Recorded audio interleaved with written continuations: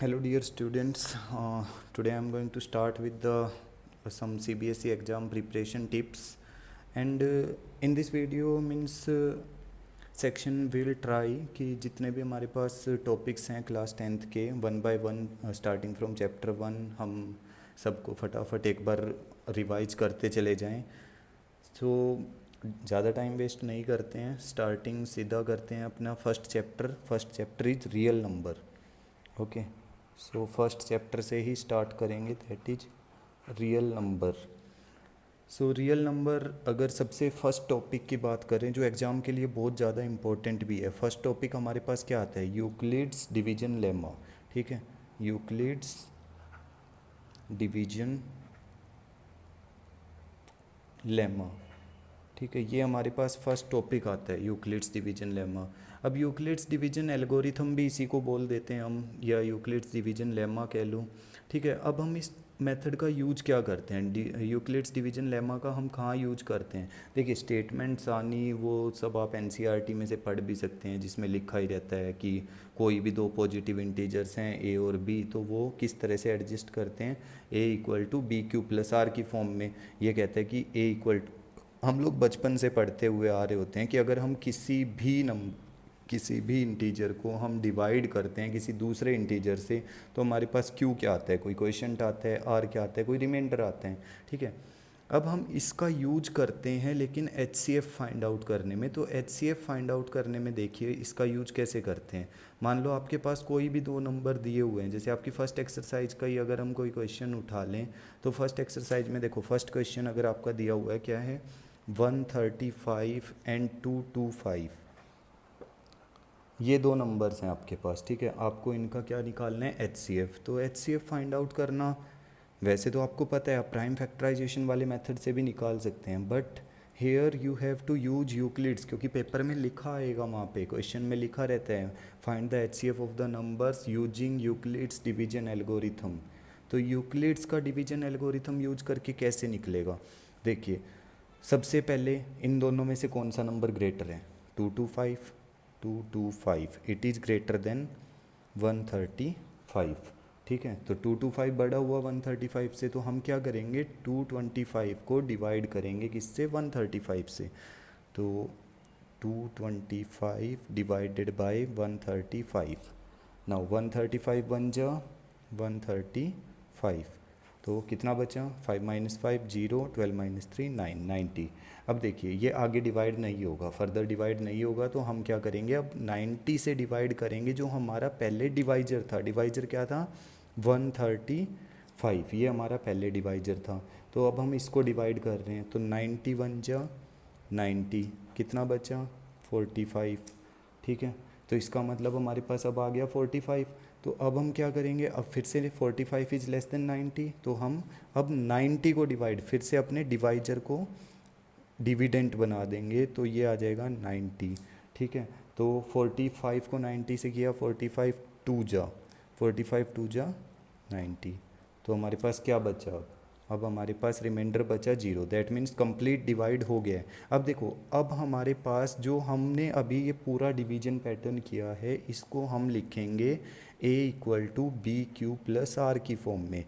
देखिए सबसे पहले ए क्या था, जो सबसे पहला नंबर हमने डिवाइड किया, कौन से नंबर को डिवाइड किया सबसे पहले, 225 को डिवाइड किया, किससे किया डिवाइड, बी क्या है हमारा 135। अब क्वेश्चन क्या आया था फर्स्ट वाले में, 1 मल्टीप्लाई बाय 1 प्लस रिमाइंडर कितना बचा, 90।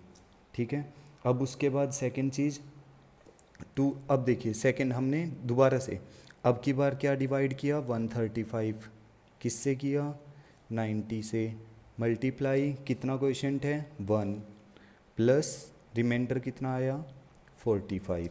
ठीक है, तो अब हमारा थर्ड पार्ट फिर से जब तक लिखते जाना है जब तक हमें रिमाइंडर 0 नहीं मिला। ठीक है, तो थर्ड पार्ट में क्या आया हमारा 90 को किससे डिवाइड किया, 45, कितने पे, 2 पे कंप्लीट डिवाइड हुआ, that means plus remainder is 0। Now see the remainder is 0, so we are not going further, अब आगे जाने की ज़रूरत ही नहीं है। तो इसका मतलब जो हमारा कौन सा ऐसा नंबर है जिसकी वजह से रिमाइंडर 0 आया, जिससे डिवाइड करने पे रिमाइंडर जो है कंप्लीट जीरो आया, वो नंबर है 45। तो HCF क्या मिला, HCF is 45। So this is the HCF, this is the way to find out using Euclid's division lemma. समझ आ गया होगा आप लोगों को। सबसे पहले यूक्लिड्स डिवीजन लेमा में क्या आता है कि भाई हमें नंबर्स को लिखना है a equal to B Q plus r. कोई भी दो नंबर हमारे पास हैं, हमें चेक करना है कौन सा बड़ा नंबर है कौन सा छोटा। हम डिवाइड करेंगे, ऑब्वियस सी बात है, छोटे नंबर से बड़े वाले को डिवाइड करेंगे, और तब तक हम कुछ इस तरह से pattern change a equal to B Q plus are की फॉर्म में करते जाएंगे जब तक रिमाइंडर जीरो ना मिले। उसको बाद में लिखेंगे और फिर हमारे पास क्या हो जाएगा, फाइनली हमें HCF मिल गया अपना 45, क्योंकि इस नंबर से डिवाइड करने पे हमें लास्ट में रिमाइंडर क्या मिला, zero. Okay, so now moving to the next question. Okay, अब इसमें ना देखिए क्वेश्चन जो है आपकी फर्स्ट एक्सरसाइज में अगर आप देखें तो हमारे पास 2-3 क्वेश्चन हैं। जैसे सेकंड क्वेश्चन अगर देखें तो सेकंड में क्या आ रहे हैं कि show that any positive odd integer is of the form 6 q plus 1, 6 q plus 3, 6 q plus 5। अच्छा देखिए, ये कुछ नहीं है, अगर आप किसी भी नंबर से डिवाइड करने जाते हैं, अगर आप किसी भी नंबर से, मान लीजिए फर्स्ट नंबर मैं कहता हूँ कि आप किसी, मान लो आप कोई भी नंबर है उसको 2 से अगर डिवाइड करेंगे, ठीक है, हम किस से डिवाइड करेंगे, 2 से, तो हमारे पास पॉसिबल रिमाइंडर क्या क्या आएंगे, पॉसिबल रिमाइंडर क्या क्या आए, या तो 0 आएगा या तो 1 आएगा, 2 नहीं आ सकता। अगर आप किसी नंबर को 2 से डिवाइड करेंगे तो कभी 2 रिमाइंडर आएगा, कभी नहीं आएगा, क्योंकि वो क्या होता है, रिमाइंडर हमेशा 0 से 0 या फिर उस नंबर से कम तक आता है। मतलब जिस नंबर से हम डिवाइड कर रहे हैं, 0 आ सकता है, 1 आ सकता है। अगर 3 से डिवाइड करेंगे तो पॉसिबल रिमाइंडर्स क्या क्या आएंगे, 0 आ सकता है, ठीक है, 1 आ सकता है, 2 आ सकता है, लेकिन 3 कभी नहीं आएगा। तो इन्हीं चीज़ों पे बेस्ड है हमारे जो नेक्स्ट क्वेश्चंस है ना। बस हमें ये याद रखना है कि पॉसिबल रिमाइंडर क्या क्या आ सकते हैं। हमें अगर पता है कि किस नंबर से हम डिवाइड, देखो 2 से डिवाइड कर रहे हैं तो पॉसिबल रिमाइंडर 0 या 1 आएगा। अगर 3 से डिवाइड कर रहे हैं तो पॉसिबल रिमाइंडर 0, 1 या 2 आएगा, ठीक है। तो इसी तरह से अगर हम बात करें कि जैसे सेकंड क्वेश्चन में दिया 6 क्यू प्लस 1, अगर हम किसी भी सेकंड क्वेश्चन की अगर मैं बात करूं, अब हम सेकंड क्वेश्चन अगर सॉल्व करें, हमें पता है कि अकॉर्डिंग टू यूक्लिड्स, ठीक है, according to Euclid's division lemma, Euclid's का डिवीजन लेमा अगर यूज करें, यूक्लिड्स का डिवीजन लेमा, तो हमारे पास a equal to B Q plus r होता है a equal to B Q plus r. तो इस हिसाब से यहाँ पे देखिए, अगर क्वेश्चन में ही ध्यान से देखेंगे ना तो क्वेश्चन में b की जगह उसने क्या दिया हुआ है, व्हेन b इक्वल टू 6, अगर b की वैल्यू है 6, ठीक है। तो अगर देखिए अभी मैंने ऊपर बताया था कि अगर हम किसी नंबर से डिवाइड करते हैं तो हमारे पास कुछ पॉसिबल रिमाइंडर्स आने के चांसेस होते हैं किसी भी नंबर को डिवाइड करने पे। तो यहाँ पे अगर 6 से हम किसी नंबर को डिवाइड कर रहे हैं तो पॉसिबल रिमाइंडर क्या क्या आएंगे। अगर पॉसिबल रिमाइंडर्स की बात करें तो पॉसिबल रिमाइंडर क्या क्या आए, या तो 0, 1, 2, 3, 4, 5, ये सब आएंगे। 6 नहीं आएगा क्योंकि मैंने बताया वो कि कभी भी वो नंबर एज अ रिमाइंडर नहीं आता है जिससे हम डिवाइड कर रहे हैं। तो इसका मतलब पॉसिबल रिमाइंडर क्या क्या है, 0, 1, 2, 3, 4, 5। तो अब हम अगर इसको लिखें, अब देखिए इसने बोला कि भाई ओड इंटीजर जो आएगा वो 6 क्यू प्लस 1 की फॉर्म में, 3 की फॉर्म में या 5 की फॉर्म में आएगा, ऐसे कैसे। तो देखो अगर हम यहाँ पे लिखें इसको व्हेन, एक एक करके, व्हेन आर इक्वल टू, मान लो हमारा आर 0 है और बी तो हमारा फाइनली क्या है, बी तो 6 है, बी को चेंज नहीं करेंगे, तो ए क्या बना हमारा 6 क्यू प्लस 0, ठीक है। तो 6 क्यू प्लस 0 मतलब 6 क्यू बन गया। अब देखो भाई b क्या था हमारे पास, 6 था ना, तो इसका मतलब a equal to 6 q plus 0, तो इक्वल टू 6 क्यू आ गया। अब ये 6 क्यू बताओ, अच्छा हम इसको 2 से डिवाइड कर सकते हैं, नहीं बिल्कुल कर सकते हैं क्योंकि 2 से कैंसिल आउट हो जाएगा ये डायरेक्टली, ठीक है। तो इट इज़ डिविजिबल बाय 2, ये 2 से डिविजिबल है ना, तो हम इसको लिख देंगे it is divisible by two, two से डिविजिबल है। अच्छा, अब हमारे पास व्हेन आर इक्वल टू 1, अगर आर 1 आ गया तो ए इक्वल टू क्या बनेगा 6 क्यू प्लस 1। डिविजिबल होगा? कभी नहीं होगा, क्योंकि यहाँ पे देखिए 1 आ रहे हैं। 6 क्यू प्लस 1 मतलब क्यू की कोई भी वैल्यू रख लो, 6 क्यू प्लस 1, अगर क्यू की जगह 1 रखा, 6 प्लस 1 कितना आया 7, क्यू की जगह 2 रखा, 6 2 जा 12 प्लस 1 13, तो इसका मतलब ये कभी डिवाइड होगा? ये कभी डिवाइड नहीं होगा। किससे? 2 से। तो 2 से डिवाइड नहीं हो रहा, तो इसका मतलब ये क्या आ गया, ओड फॉर्म आ गई ना।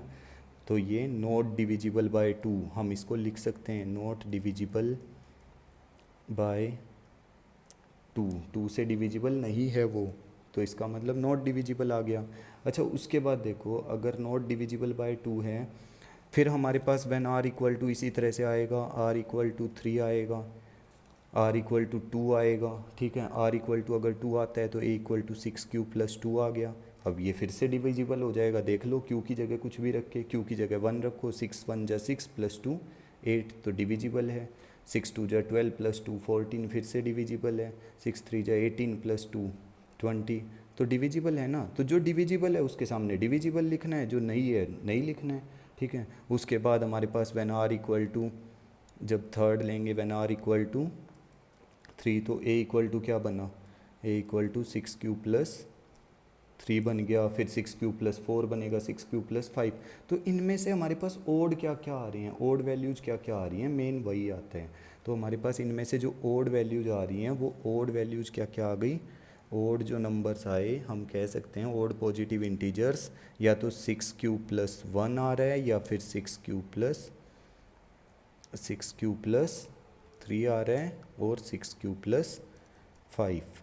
इस तरह से हम कर सकते हैं। आप इसको कंटिन्यू करके कंप्लीट करके देख सकते हैं। 6 क्यू प्लस 1 जैसे मैंने किया नॉट डिविजिबल, ऐसे ही 6 q plus 2 divisible, 6 q plus 3 not divisible, 6 q plus 4 again divisible, 6 q plus 5 not divisible, और उनको लास्ट में लिख सकते हैं जो भी ओड हैं इस तरह से।